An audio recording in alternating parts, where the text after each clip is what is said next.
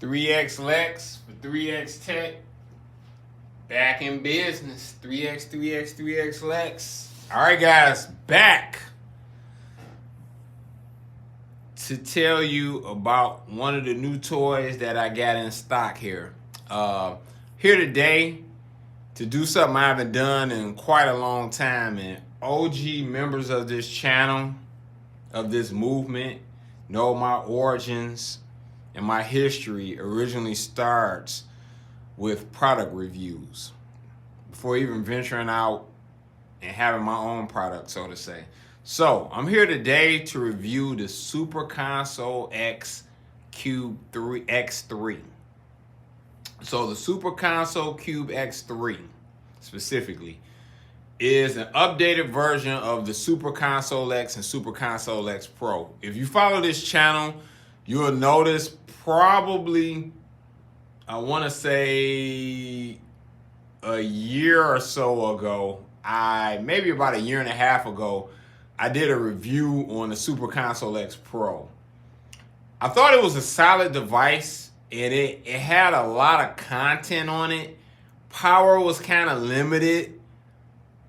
Was a little bit below the Raspberry Pi 4, but it had a lot of content, but things were just, it was a lot of bugs with it. It wasn't stable, and it just was a lot going on with it, to be honest. So, it was not anything I would want to implement in any of my products or anything. So it seemed cool. It's just nothing I was super, super excited about. I did like it. I see the purpose, but I wasn't like head over heels for it. Now, this new Cube X3, it's been out a little while, but I just got my hands on it. This is the business. I'm very, very impressed with this system. It's a lot faster than the Super Console X Pro. It's a bigger, more robust unit. It has a faster chip, faster CPU, and it has a lot more RAM. I think the RAM was only 1 gig on that model on the Pro, and this one has 4 gigs of RAM. And I believe it has an overclock version of that original chip. It's an Android-based box, so it's basically an Android PC essentially. And the performance is really good on this. Like, I was really impressed. And you can play a lot with this. It's gonna play up to PlayStation Portable, and with that, it's gonna play most of those games at full speed, and some of those games at close to full speed, and there's a few it can't play. So there are some limitations to it. It's not perfect. It's not a super, super high power device, especially considering the price. But it's damn impressive for what it can do. It could definitely anchor a cabinet for sure, without question. I have the 256 gigabyte model. They have a 128 and a 64. I have the 256, and it's loaded. It has a lot of content. The image is a lot cleaner than the older X Pro image too. That image was just a mess. It was just so many duplicates, so much stuff that didn't work. It was just too much of a problem to try to clean that up. So I didn't even really waste a lot of time using that. I actually ended up giving that thing away, to be honest. I gave it away as a gift to a coworker, and they love it. So, Anyway, for us enthusiasts, though, it isn't enough. But to give you an example of the performance on this, I'll throw up Soul Calibur. Soul Calibur here pretty much runs at full speed, and it looks freaking great on this system. There really isn't much in the way of complaints.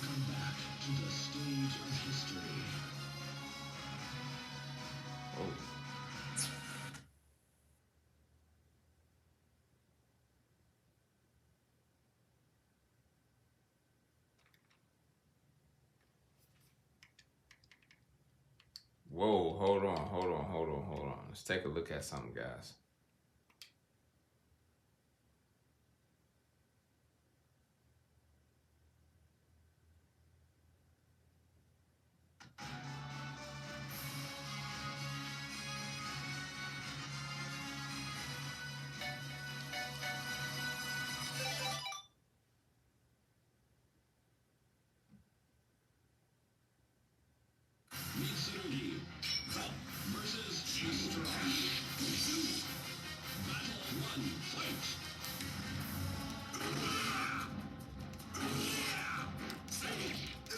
So as you can see, this is pretty much running at full speed.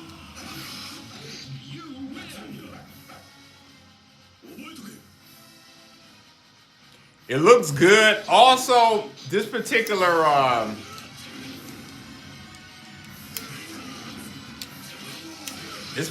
image is powered by Emulek. That's gonna be the front end. It's impressive. It's very basically like the Android version of Batocera. Also, this device can't technically upscale to 720 or 1080p. It doesn't really have that type of horsepower. You definitely need a PC to do something like that. But it does have an upscaling trick where it can pretty much upscale the image to 720. So it's not a true 720p image, but it's like an upscale version of that image. And it looks pretty good. It looks better than the original for sure. So what you're looking at is an upgraded 720p image here. And it looks great. Like, I can't complain. Like, it looks really good, to be honest.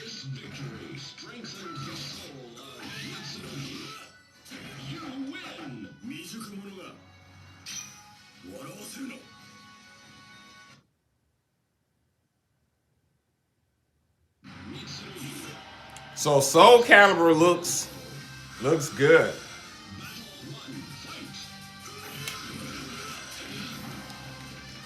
You're at 60 pretty much all the time. I'm gonna back out of that.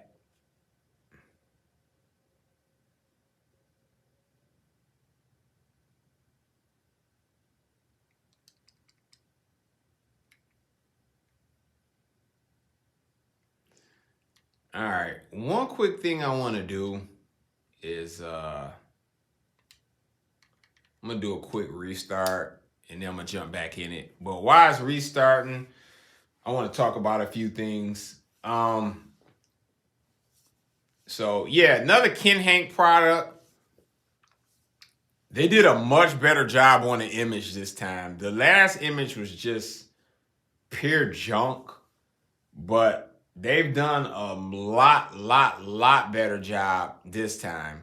So it works a lot better, in my opinion. So that's always a good thing. It stays cool with the new cooling fan. It never really gets above 50 degrees, which is great. The other one, as soon as you put on anything demanding, that box used to just get super hot. I used to put it on a cooling pad and that would keep it in check. But even then, like when you put it on Dreamcast, N64, anything like that, it will skyrocket in temperature. So, but this one stays cool no matter what. So that's impressive. It pretty much comes with everything you need. You also get a couple wireless controllers too. I'll have to show those off next time, which is, they work pretty good. They're not as good as the Logitech controllers though, in my opinion.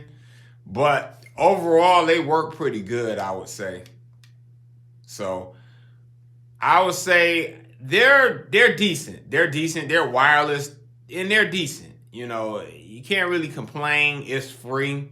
So it's a good bonus. I much prefer the Logitech stuff, but and the Logitech stuff is going to be plug and play, just like the F310 and the 710, which is the wireless. They're going to be plug and play, just like on the mini PCs and stuff. So in the PC builds, so they work great on here, just like they did on the Console X Pro. So Dreamcast is solid on here. No real problems with Dreamcast, not at all. Let's check out Zero Gunner right quick. See how she runs.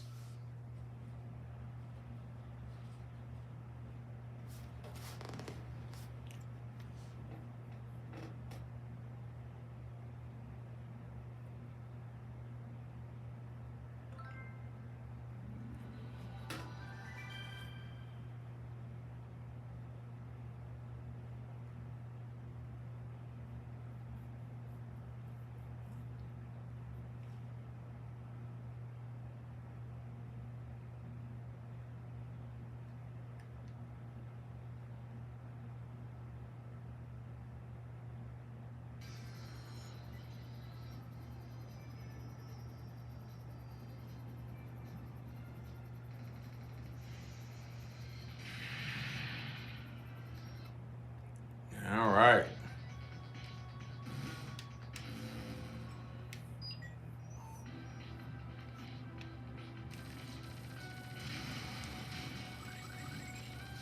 I do wonder if this box will have enough power to maybe try to run something like Model 2 or Model 3.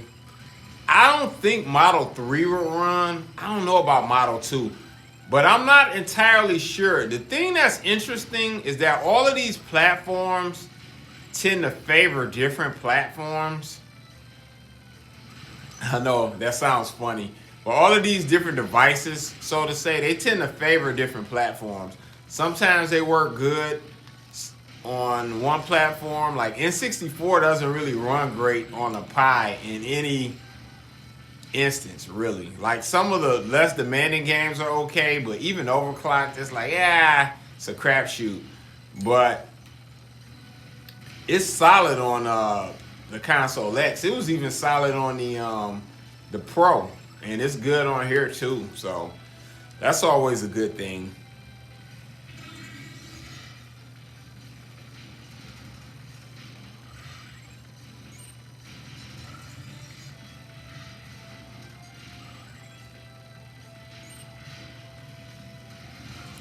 Seems to be running pretty smooth for the most part. Can't really complain.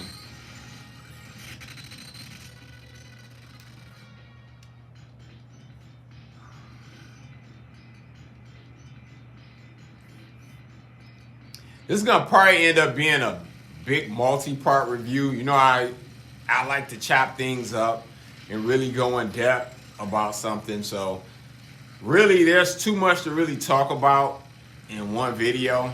So I ain't gonna belabor this part one too much. I'll probably push it to a few parts.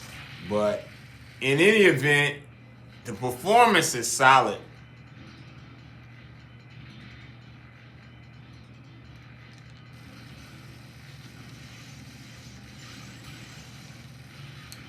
Damn.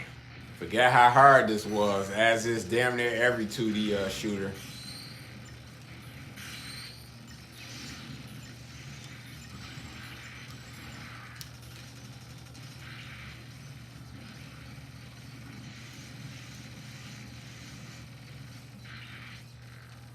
This was a unique 2D shooter. One where you could actually like switch your direction. Yeah, I'm surprised more and more shooters didn't really borrow that attribute, because it really changes the dynamic. So I really like it. So to really speak about this device a little bit more in detail, I think I would definitely still prefer a PC build. The PC, and we're talking about the right mini PC, of course, is gonna obviously have more power, and you're gonna be able to do more. You'll be able to upscale these games and get them to look even better. And in some ways, you can get them to surpass the performance of even the original. So that's why you definitely want to go with that. But for a quick budget solution, or you're looking for something extra just to put on your main TV, or in a separate room, or if you're just starting out in the game and you're getting your feet wet, something like this is an excellent deal. You know, this is like a really good image. So, you know, I'm really impressed with it, to be honest. And, you know, I must say, I can't complain. So,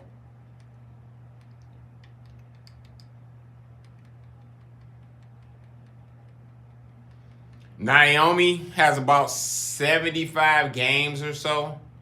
Tons of stuff on here. Let's do a quick Power Stone check.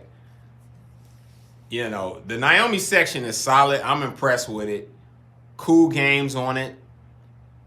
I will say this, you know, to add to what I just said, if you're interested in an emulation device, you want to check out retro games and you're just starting out, I would definitely get this device. You know, you may graduate to PC builds or something higher, but I think the day and the era of the Raspberry Pi, really 4 and 5, has pretty much come to a close. And that's just me. And not everybody may feel that way, but if you go back to when the Pi 4 debuted in like 2019, it just was a whole nother environment 5-6 years ago. A lot of these budget Android boxes and builds didn't exist, and everything was just a lot more expensive. Mini PCs, to get a modestly powered mini PC then, you were probably at almost $1,000. Now, you can get a mini PC more powerful than that for like $100. So things have just like changed exponentially.